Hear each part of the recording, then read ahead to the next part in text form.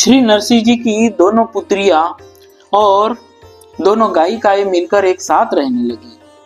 प्रेम भक्ति के रंग में रंगकर चारों साथ साथ हरिनाम गुण संकीर्तन करती और भावों को बता बता कर नृत्य करती। इससे सबको बड़ा आनंद आता।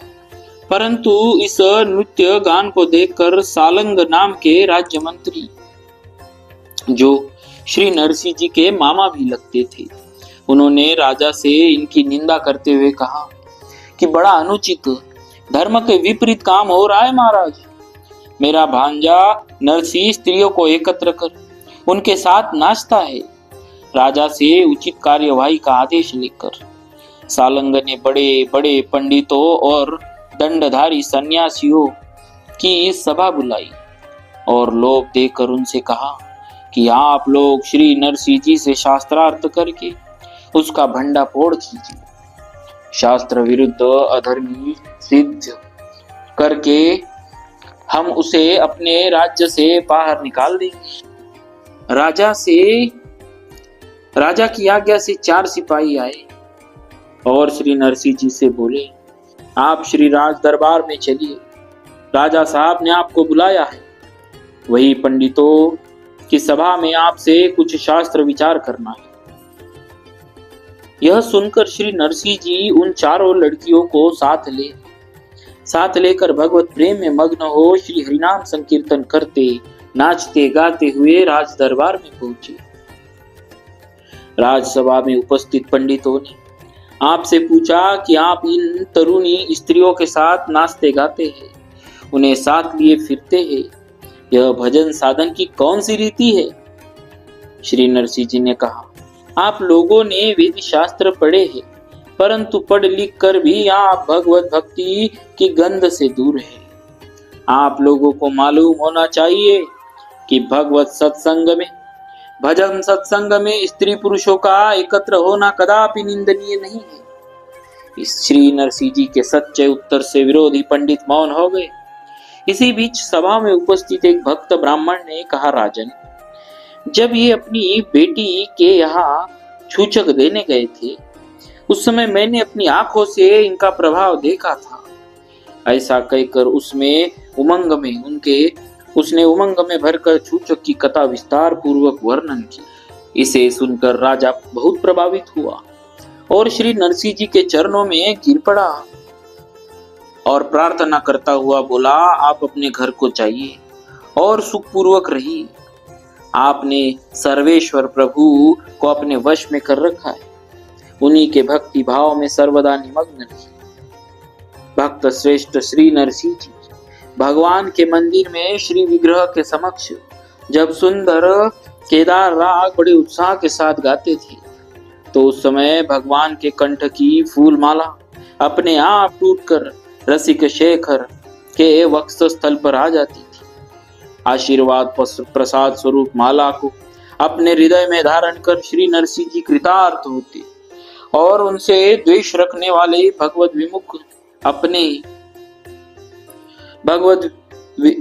विमुख अपने स्वभाववश दुख पाते थे। द्वेषी दुष्टों ने जाकर राजा को सिखाया पढ़ाया कि नरसिंह की भक्ति का जो प्रभाव चारों ओर फैला है, उसमें सच्चाई कुछ भी नहीं।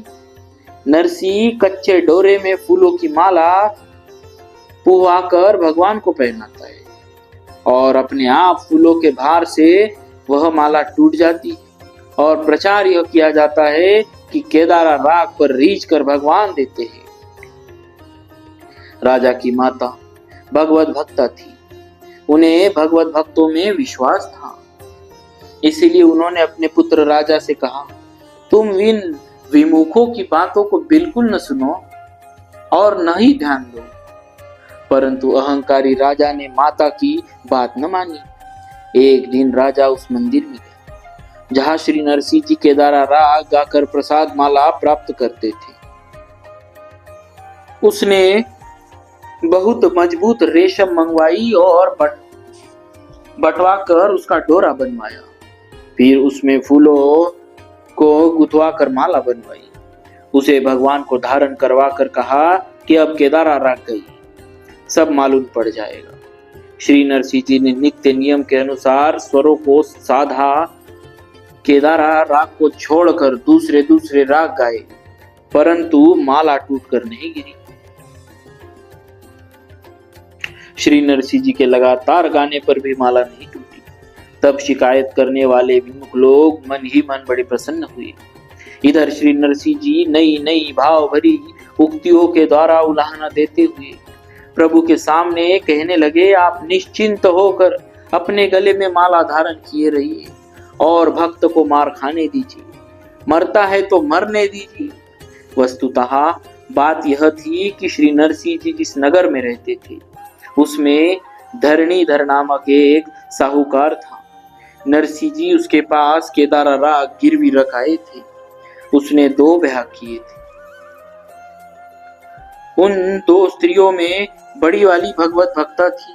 उसने आपसे बार बार प्रार्थना की कि मुझे भी श्री श्याम सुंदर के दर्शन करा दीजिए। श्री नरसिंह जी ने कहा, बहुत अच्छा, ऐसा ही होगा। श्री नरसिंह जी की इस बात को सत्य करने के लिए भगवान स्वयं श्री नरसिंह जी का रूप धारण कर उस साहूकार के घर गिरवी रखे हुए केदारा राग को छुड़ाने के लिए गए। उसके द्वार पर जाकर आपने पुकारा, किवाड़ खोलो। साहूकार की भक्ता स्त्री ने उठकर किवाड़ खोले और उसने श्री नरसिंह जी रूपी भगवान का दर्शन किया। साहूकार चद्दर में मुंह ढक कर सो रहा था। उसकी स्त्री ने कहा, नरसिंह जी पधारे हैं, रुपया ले लो और कागज दे दो। उसने कहा, तुम ही रुपए लेकर उस कागज को वापस कर दो। उस भक्ता स्त्री ने रुपए ले लिए और कागज लौटा दिए। इस प्रकार भगवान ने गिरवी रखे हुए केदारा राग को रुपए देकर छुड़ाया और रुपयों की रसीद तथा गिरवी पत्र लाकर श्री नरसिंह जी की गोद में डाल दिया। उसे देखकर ये अत्यंत प्रसन्न होकर उमंग पूर्वक केदारा राग गा उठे। उसे सुनकर श्री श्याम सुंदर अपने सिंहासन से उठे। नुपुरों की झन झन ध्वनि करते हुए श्री भगवान ने श्री नरसिंह जी को पुष्पहार पहना दिया। उपस्थित सभी लोग भक्त और भगवान की जय जयकार करने लगे। इस प्रत्यक्ष चमत्कार को देखकर राजा इनके चरणों में लिपट गया और उसने अपने हृदय में भगवत भक्ति के भाव को दृढ़ता से धारण किया। इससे द्वेषी दुष्ट बहुत लज्जित हुए। ऐसे थे हमारे श्री भक्तराज नरसिंह जी महाराज। तो भक्तों, बोलिए भक्तराज श्री नरसिंह जी महाराज की जय। भक्तवत्सल भगवान की जय।